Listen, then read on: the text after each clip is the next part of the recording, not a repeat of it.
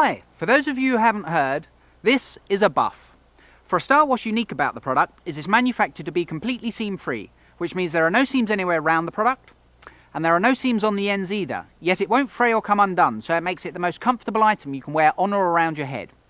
A buff's manufactured out of a microfiber, which makes it wickable, breathable and wind resistant, which means that during the really cold weather, the microfiber increases the surface area and stops cold from passing through it, yet during warm weather will allow moisture and perspiration to pass the opposite direction, making it great for hot or cold conditions.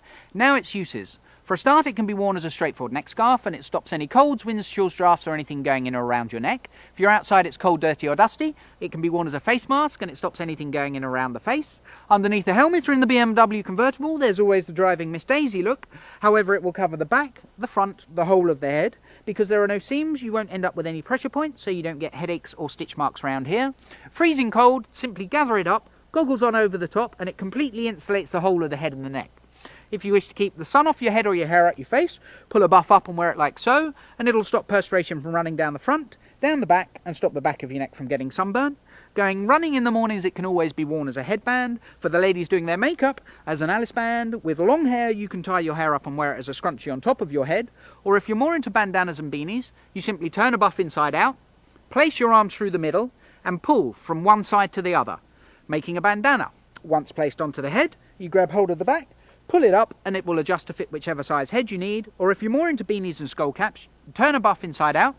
Again, place your arms in the middle, lightly twist, fold over the top, pull back down, open out, and you have a beanie or a skull cap. That's a buff. We would also like to introduce you to Polar Buff.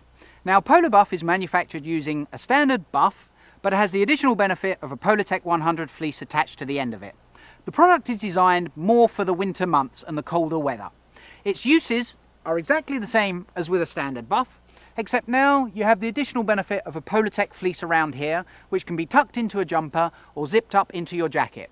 One of the big differences though, when you get to the bottom of the slopes and find you wish to wear something on your head, you simply turn the Polar Buff inside out, lightly twist above the seam and fold the buff back down over the Polartec.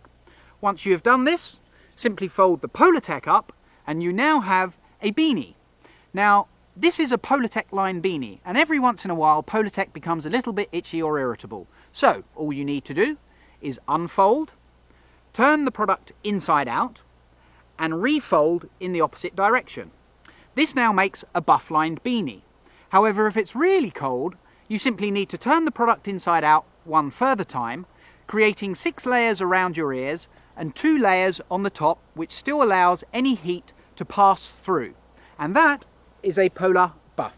Thank you very much.